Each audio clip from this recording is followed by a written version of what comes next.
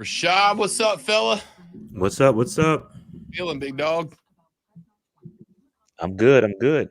Glad to hear it. Glad to hear it, man.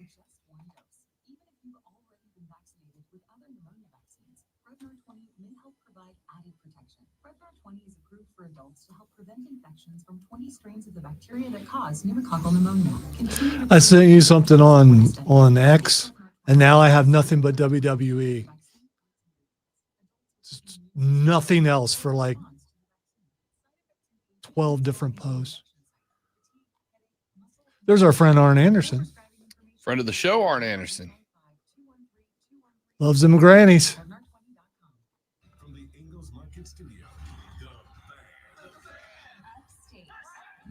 Supposedly, according to the video, Gorilla Monsoon, when they were doing a thing at a casino, and it's got Bobby Heenan and other stuff, he actually won $11,000 on blackjack.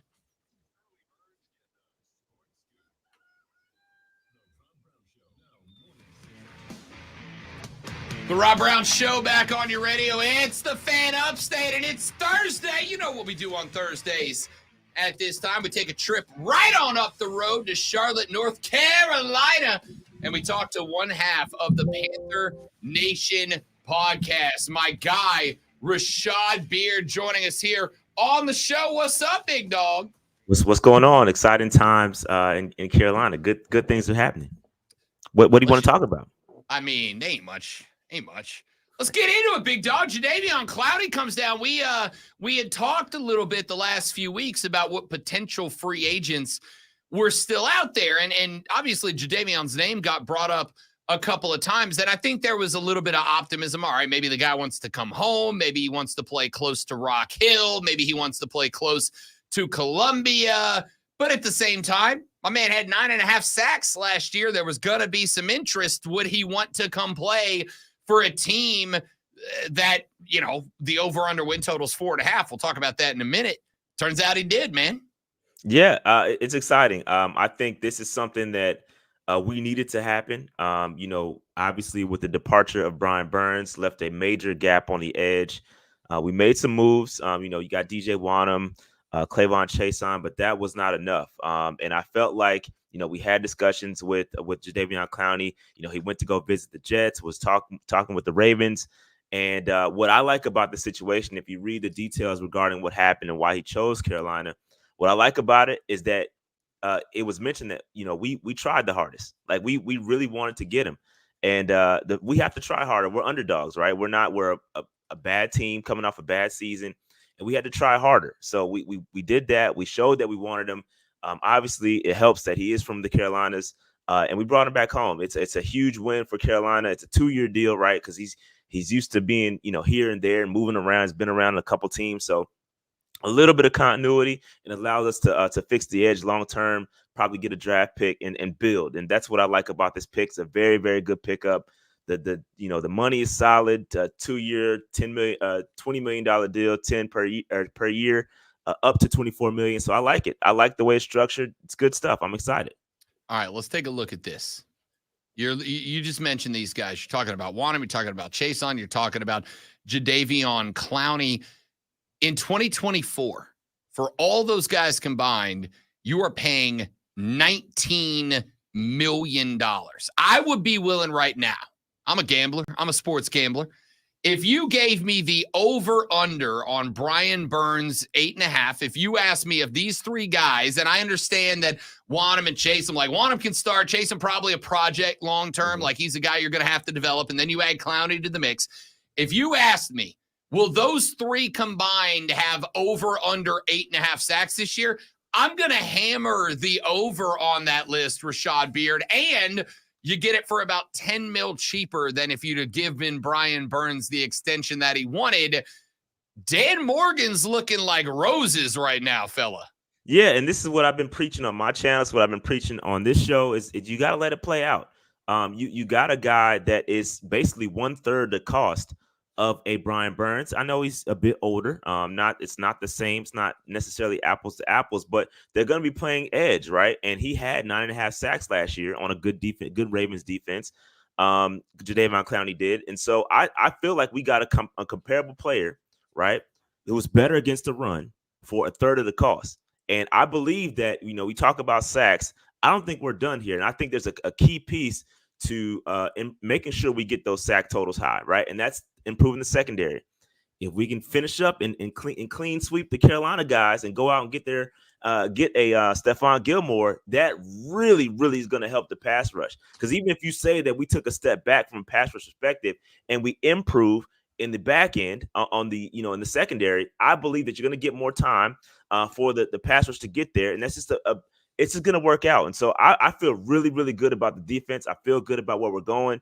And I feel good about Clowney. I feel good about everything. I think a lot of the folks that, were a little perturbed about letting Brian Burns walk, I think they're taking a big sigh of relief right now. Yeah, and that was going to be my next question is, as we wrap up free agency talk, is Gilmore the last big target on the board? Yeah, I think he's got to be it. I think that, that's when we whiffed on a couple of years ago. He wanted to be here. He wanted to finish his career here, and we whiffed. Scott Fitter and company did not make that happen. And I feel like we're going to get a second shot at it. And I hope that we do. We need it. We need another secondary player, another cornerback opposite of J.C. Horn. And, Gilmore's 33 years old, but he's playing at an extremely high level. So I bring him in here, still draft a young guy to get coached up by Gilmore. But, yeah, I think he's the last big key target that we're going after.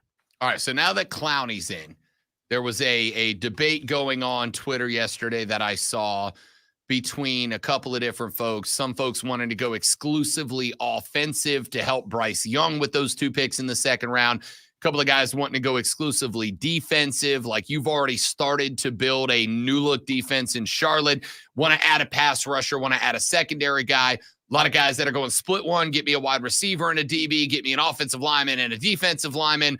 Now that Jadeveon Clowney's in there, and let's, for the sake of the conversation, assume that Gilmore gets added, that Clowney convinces him to come down.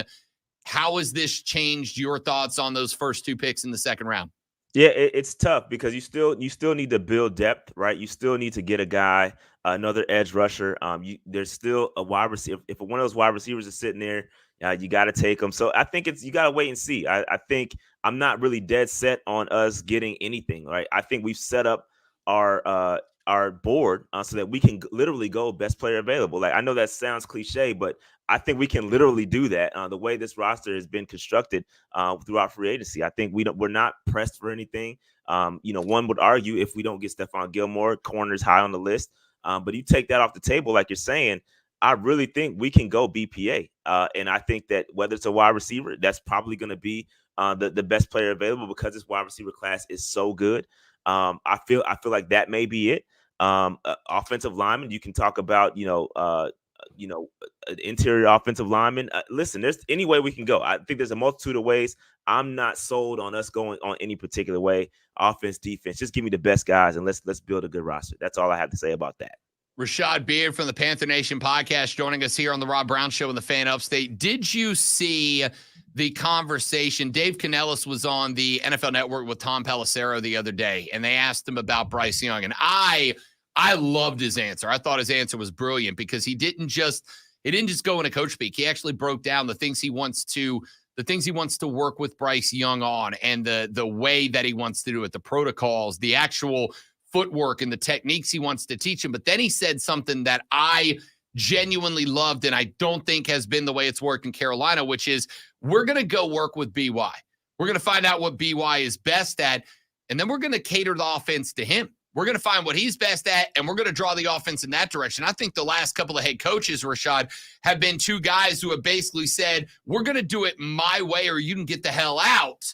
And I don't think that works in the NFL anymore. So Canellis going, listen, we're going to work on his footwork. We're going to find out, all right, he's a 3-step drop guy. Does he favor a certain tendency or not? And then we're going to cater the offense. We're going to draw the offense to that.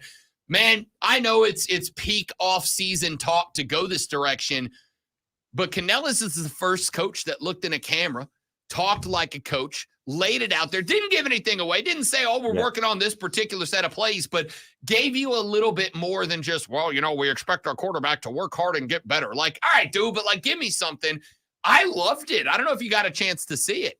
Yeah, I saw it, and I'm excited about that. I mean, yeah, you seen what Canellis has done with these other quarterbacks. I mean, you go back to last year with the Bucks, he fixed some things with that offense. He fixed up some things with Baker. Even going back to Seahawks, in Seattle with Geno, he fixed some things with Geno. So I feel like, yes, I mean, the hope is that he goes in and he does the same things with Bryce Young. I really feel like that he's going to try to take a lot of the pressure off of Bryce. There was a lot of pressure on Bryce last year.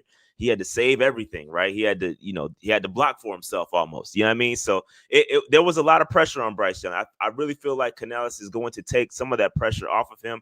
We got two big guards that are going to be able to protect. And I think we're going to lean on the run a lot more than we did last year. Kind of go back to what we did under Steve Wilkes and lean on that run game. You got some talented wide receivers. So again, it's taking the pressure off of Bryce Young and having him not have to think about everything. Find out what he does great, do it, and let him just go out there and have fun with it. I think there was a lot of pressure put on Bryce last year to save us, and I think that Canellis hopefully is going to find what Bryce does well and accentuate that. I think that's really, it sounds great. And again, I don't want to get into I don't want to fall into the trap of, he's saying all the great things. Because we've seen that before. We've seen some great things be said. I'm tired of talking, right? I want to see it. I need to see it. So it sounds great. Everything he said was perfect, but I need to see it. I need to see it. You gotta show me. Rashad, there is nothing that I enjoy less on Thursdays than when you come in here and say exactly something that Lonzo said the day before, because now I got to hear it for the rest of the day. Oh, I just need to clear my throat. I forgot my microphone was on. That's it. It happens sometimes. Sure. Listen, I know we're kind of at a point. I mean, it is off season. This is what I got to tell Lonzo all the time. It's off season. We got to talk about something, Rashad. Like, we got to talk about something. I am aware. I agree with you guys that at the end of the day, the only thing we're waiting for next is let's get to rookie camp here in a couple of weeks. Let's see what the new guys look like. Let's get to the draft at the end of April and see where we go. Is there, like, do you have it in you to just let yourself be optimistic for a damn minute, Rashad? Like, for a minute. Yeah. I mean, I would have took the bet of the over on the 4.5 wins. I'm taking that. I feel good about where we are, but also at the same time, I need to see what we're gonna do, right? I'm scarred, right?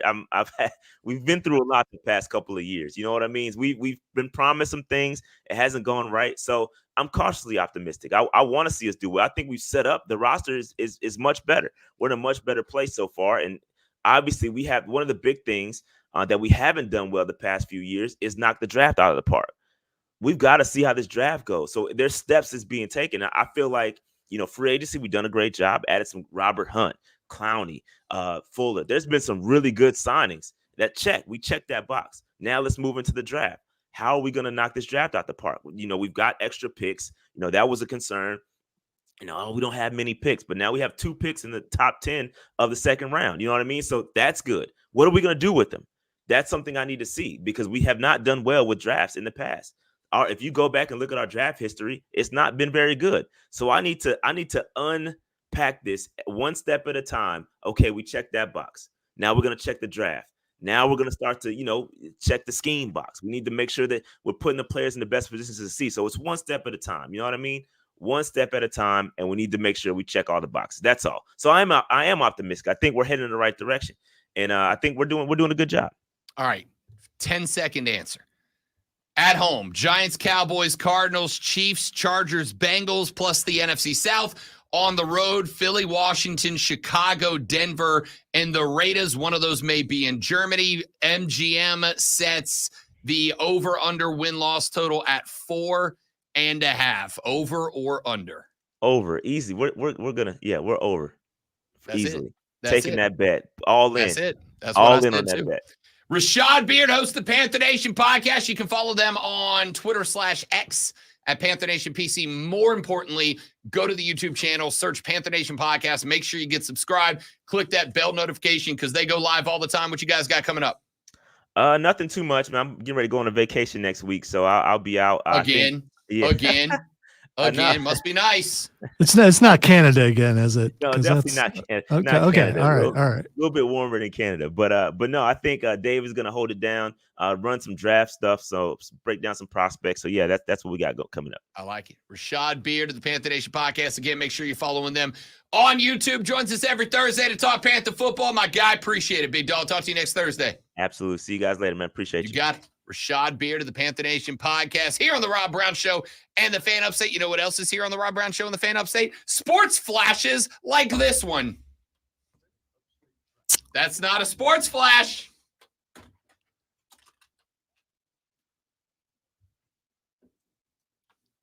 Okay, it's not playing, so I'm just going to go ahead and do it without it. Okay, the Clemson Tigers basketball team takes to the Hardwood